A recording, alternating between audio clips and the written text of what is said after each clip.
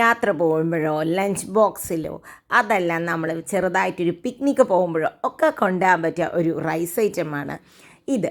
വളരെ എളുപ്പത്തിൽ തയ്യാറാക്കാം. ഇത് യാത്രയൊന്നും പോകുന്നില്ല, വെറുതെ വീട്ടിലിരിക്കുകയാണെങ്കിലും അധികം കുക്ക് ചെയ്യാനൊന്നും വേണ്ട, കറിയൊന്നുമില്ലാതെ തന്നെ ഇത് കഴിക്കാം. ഇതിൻ്റെ കൂടെ ഒരു അച്ചാറോ തോരനോ ഉണ്ടെങ്കിലും മതി. അപ്പോൾ അങ്ങനെയുള്ളൊരു റെസിപ്പിയാണ് ഇന്ന്. അതിനായിട്ടൊരു പാത്രം വെച്ചിട്ടുണ്ട്. അതിലേക്ക് നല്ലോണം ഒരു 2 ടേബിൾ സ്പൂണോളം നല്ലെണ്ണയാണ് ഒഴിച്ചു കൊടുക്കേണ്ടത്. നല്ലെണ്ണ ചൂടായി വരുമ്പോൾ നമുക്ക് കുറച്ച് കടുക് ഇട്ട് കൊടുക്കാം. കടുക് നന്നായി ഒന്ന് പൊട്ടട്ടെ. ഇനി അതിലേക്ക് 1 ടേബിൾ സ്പൂണോളം കടലപ്പരിപ്പിട്ട് കൊടുക്കാം. ഒരു 2-3 ചുവന്ന മുളക് ഇട്ട് കൊടുക്കാം. എരിവിനനുസരിച്ച് മുളക് ഇട്ട് കൊടുത്തോളൂ. കുറച്ച് കറിവേപ്പിൻ്റെ ഇല ഇട്ട് കൊടുക്കാം.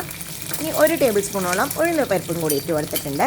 ഇനി അതൊന്ന് ചൂടാവട്ടെ. ഇതൊരു തമിഴ്നാട് സ്റ്റൈൽ റൈസാണ് കേട്ടോ. തമിഴ്നാട്, ആന്ധ്ര എല്ലാവിടെയും കിട്ടുന്ന ഒരു റൈസ് ഐറ്റം തന്നെയാണ് ഇത്. ഇനി നമുക്ക് അതിലേക്ക് കുറച്ച് ഒരു 1/4 ടീസ്പൂണിനേക്കാൾ താഴെ മഞ്ഞൾപ്പൊടി ഇട്ട് കൊടുക്കാം.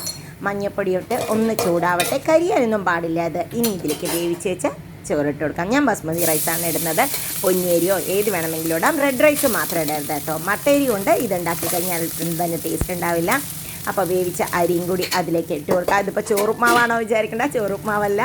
ഇനി കുറച്ച് ഉപ്പും കൂടി ഇട്ട് കൊടുത്ത് ഇതിനെ ഒന്ന് നമുക്ക് ജസ്റ്റ് ഒന്ന് ഇളക്കാം.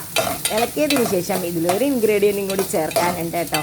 കുറച്ച് നാരങ്ങ നീര്. അപ്പോൾ ലെമൺ റൈസാണ് ഇന്ന് നമ്മളുണ്ടാക്കുന്ന. ഒരു ചെറിയ നാരങ്ങയുടെ നീരോളം ഒഴിക്കാം. പുളി ഒരുപാട് വേണമെന്നുള്ളവർക്ക് കുറച്ചും കൂടി ചേർക്കാം. അതുപോലെ ഒരിക്കലും എണ്ണയിലേക്ക് ലെമൺ ഒഴിക്കരുത്, കഴിക്കാൻ തുടങ്ങും നമ്മൾ. അതുകൊണ്ട് തന്നെ റൈസ് ഒന്നിട്ട് ഇളക്കിയതിന് ശേഷം മാത്രമേ ലെമൺ ഒഴിക്കാൻ പാടുള്ളൂ. ഇനി അതിനെ നന്നായി ഒന്ന് മിക്സ് ചെയ്ത് യോജിപ്പിക്കാം. ചെറിയ ഒരു ചൂടിൽ തന്നെ എടുക്കുകയും ചെയ്യാം. കുറച്ച് നമുക്ക് മല്ലിയുടെ ഇലയും കൂടി ഇട്ട് കൊടുത്തിട്ടുണ്ട്. മല്ലിയുടെ ഇല ഓപ്ഷനിലാണ് കേട്ടോ ഇതിൽ. അപ്പോൾ ഇതാ നമ്മുടെ ലെമൺ റൈസ് റെഡിയായി വന്നിട്ടുണ്ട്. ഇത് നമുക്ക് ഉച്ചയ്ക്ക് ഇതിൻ്റെ കൂടെ ഒരു അച്ചാർ മാത്രമേ ഉള്ളിച്ചാലും കഴിക്കാം. അതല്ലാതെ നമുക്ക് വേണമെങ്കിൽ ഈ ചുവന്ന മുളകിന് പകരം കൊണ്ടാട്ടമുളകും വറുത്തിടാട്ടോ. ആ തൈര് വേണമെങ്കിൽ കൂട്ടി കഴിക്കാം. പപ്പടോ എന്ത് വേണമെങ്കിലും കൂട്ടി കഴിക്കാം. അല്ലാട്ടോ പൊട്ടറ്റോ ഫ്രൈ ഉണ്ടെങ്കിൽ അതും ഇതിൻ്റെ കൂടെ കഴിക്കാം. അങ്ങനെ ഒരു സിമ്പിൾ ലെമൺ റൈസാണ് ഇന്നത്തെ റെസിപ്പി.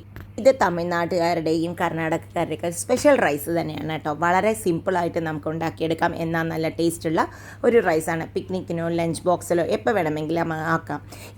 ഇതിൽ ലെമൺ ചേർത്തിയത് കൊണ്ട് പെട്ടെന്ന് കേട് വരികയുമില്ല കേട്ടോ. ബോക്സിലാക്കി വെച്ച് കഴിഞ്ഞാൽ നമുക്കിപ്പോൾ രാവിലെ വെച്ച് കഴിഞ്ഞാൽ വൈകുന്നേരമായാലും ഇത് കേടുവരാതെ ഇരിക്കുകയും ചെയ്യും. അപ്പോൾ നമുക്ക് വീണ്ടും അടുത്ത വീഡിയോയിൽ കാണാം. അതുവരേക്കും ബൈ. Thank you.